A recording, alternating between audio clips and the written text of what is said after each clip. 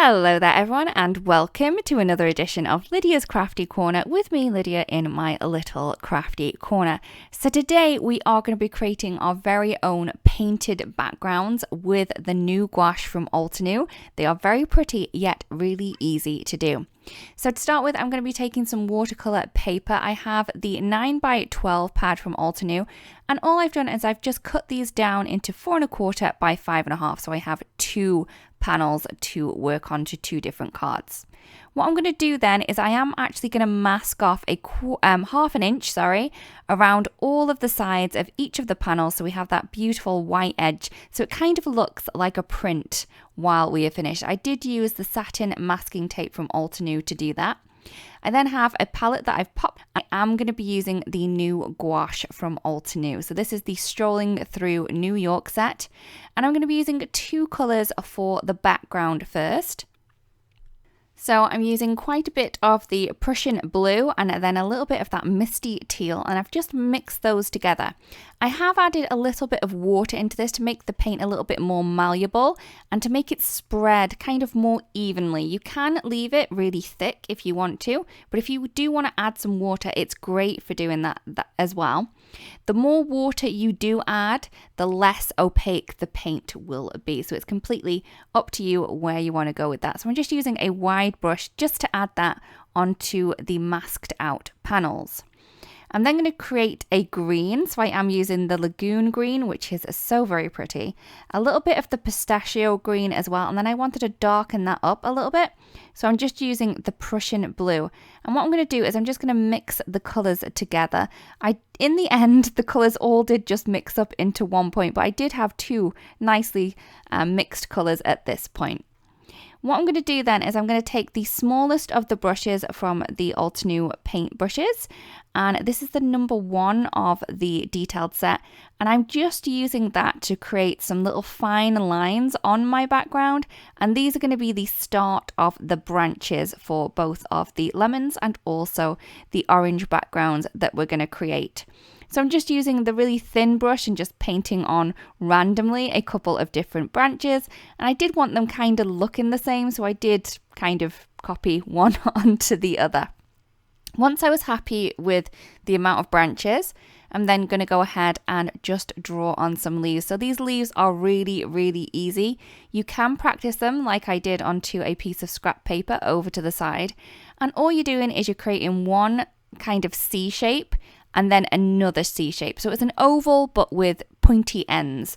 And if you kind of want to bring out one of those ends to make the leaves look a little bit more, free, a little bit more elegant, you can do that as well. As you can see, I do kind of move around my table to kind of get my wrist in the right way for my painting, because I have these pieces kind of taped down to my craft mat. I felt I had to move my whole body rather than the little panels themselves. So if you want to do kind of tape these down onto little pieces that you can move around, that might be easier, so you can move your painting around rather than your whole self. So once I've added a number of different leaves onto the branches of one of them, I'm then going to move ahead and kind of add some leaves on to the other. Now don't worry at this point to add too many leaves. We are going to be kind of building this up, and we're kind of working from the background up. So we're working with the things that are further away. So we did the blue background, and then we've done the branches and then some of the leaves at this point here. Once that's done, I'm then going to mix some yellow. So I have the primary yellow as the main colour that I'm going to use. And then I have a little bit of the primary yellow mixed with some misty teal to add that shadow. And I'm just going to create lemons on this one. And these are kind of exactly the same leaf shapes that we've just been creating, but a little bit fatter. That's all. There's no kind of really hard technique for this. I'm just drawing in that kind of lemon shape with the two C shapes next to each other and kind of blunting off the end a little bit more on these rather than I did on the leaves. And I'm just using the primary yellow for these little lemons at the minute. I will add that shadow colour in once I've kind of added this base in. So this is going to be the base of the lemon, and then we're going to add on top of that. So the more colors that you add on top, the more bright and vibrant and opaque they will be. So once I've done the lemons, I then use the one that we mixed with a little bit of the misty teal to add in a shadow along one side of the lemon. And then I went back in with the pure kind of primary yellow color and added that over the rest of the lemon there to create that opaque look, because you don't want the blue kind of poking through. I'm then going to go ahead and mix in orange color. So I'm using the primary yellow and a little bit of the ruby red. I did in fact use a lot of the yellow on this. That ruby red is very, very vibrant, so you probably don't need as much as I added in to that one. So then what I'm going to do is I'm just going to draw some circles. We'll paint some circles right next to the branches on this second piece that we have over here. Now, my oranges are very red still. So again, I would kind of warn you not to use too much of that red, maybe just a little tiny touch rather than the amount that I added. And I am adding a lot of this paint down to add a really kind of thick textured look here. I also added more of that red orange to points of these oranges to give me that kind of shadowy effect as well, to give me a little bit of shading. Once I was happy with the amount of leaves, the lemons and the oranges, I then went ahead and put in some more leaves. So I've just kind of brightened this paint up with just a touch of water, just so to get it moving again. If your gouache does dry, again, you can just add water and it will kind of reactivate. You may need to give it a bit of a stir, but it'll be totally fine. And I'm just adding in some more leaves, making sure to go over those little oranges and lemons that we've created to create more of a kind of natural flow to the image. I just love how different it looks with just adding more and more leaves. It is so, so pretty. Once I'm then happy with the amount of leaves, I then wanted to add in some little dots just to add a little bit more interest. And I went ahead with the misty teal. I did use a really small brush to add in some little dots, but I found that they weren't as circular as I wanted them to be. So what I've done is I've just taken an old paintbrush and I'm just using the end, so the wrong end of the paintbrush, dabbing that into the paint and then dabbing that onto my panel, and it worked perfectly. So that's how I've got more of these circular dots that way. So once I'm happy with the amount of dots, which I do like, I think that it kind of brings a little bit more detail and interest to it. I'm then going to go ahead and just leave that dry. So I left my panels to dry. Once they were nice and dry, I'm then taking the Must Have gel pen from Altenew. This is the gold one, and I'm just adding in some details. Now, I'm not kind of doing this perfectly.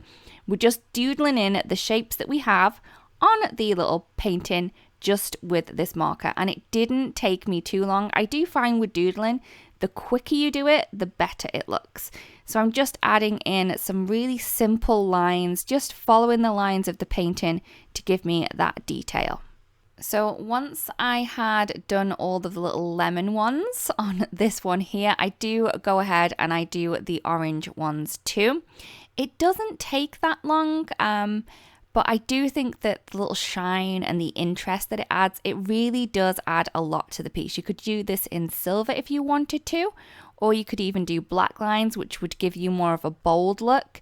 This kind of only shines when the light is in the perfect area. So it's not that noticeable until you kind of get it in the right light, and then it looks so beautiful and sparkly. I then went ahead and on one of the pictures, I just added a few little dots with the marker as well. So I just did it on this orange one. I didn't do it on the lemon one. I just wanted to leave that one as it was, but you could definitely add some little dots to those as well. So you're just going to kind of scribble away and just add in that interest. Once I'm happy with the amount of doodling that I have done, I'm then going to remove all of the masking tape from around the outside edge. Now you do need to be quite careful with this, and as you can see, I'm kind of pulling it back really flat right on top of itself, and this is kind of the magical point for me, because you can see that beautiful white bright edge with that really cool kind of print that we've got in the center.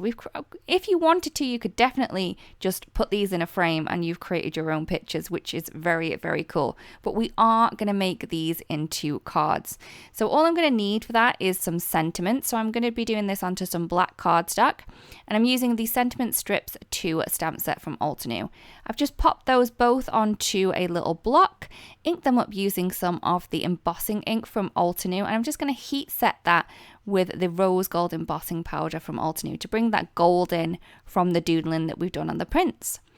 I'm then going to add my 2 little panels onto some white card bases. So these are 4 1/4 by 5 1/2, and they're just going to fold from the side. And I'm just using some of the ultra sticky tape from Altenew just to pop those into place. So to finish these and to make them into cards now, I'm just going to add on those sentiment strips that we did before. I'm just adding a little bit of the foam tape from Altenew just behind. I have kind of cut this in the middle so it can fit behind both of the strips, and I find that this is the easiest way to do that. Once that's done, I can pop the sentiments both in different places on each of the cards, and here is the cards complete. I really do hope that you've enjoyed the video. Thank you so much for joining me. I really do hope that you kind of have a go at doing these as well. If you do create a card that was inspired by this, it'd be great if you do share, because we'd love to see. Thank you so much for watching, everyone, and we'll see you again really, really soon. Bye-bye. Hello there, crafty friend, Lydia here. Just popping in to say that you can get your daily dose of crafting tips, techniques and tutorials just like this by subscribing to the Altenew YouTube channel. All you need to do is click on that little bell up there and you will never miss a video. Thanks for watching. Bye bye.